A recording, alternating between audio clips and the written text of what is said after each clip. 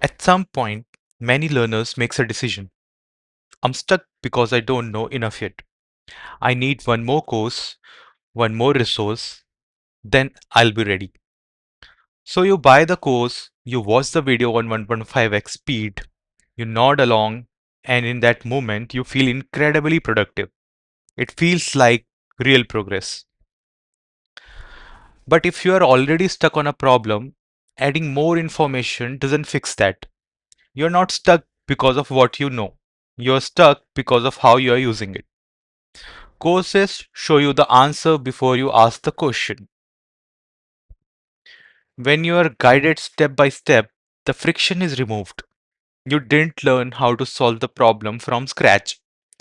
You just learned how to follow along with the instructor. And that is why the moment video ends and you open a blank editor, your mind goes completely blank. That feeling of being productive instantly turns into frustration. Most learners are consuming at a rate that far exceeds their ability to apply.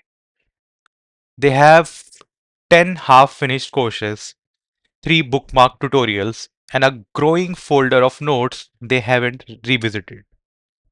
And yet, when they sit down to solve a problem, they feel underprepared.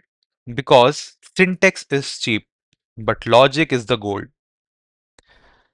Think about it in this way. You don't get better at writing essay by reading more essays.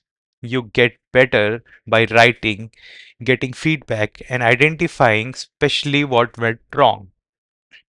The input is useful, but only if the output problem is being worked on. More input does not fix the output problem. The fix isn't another course.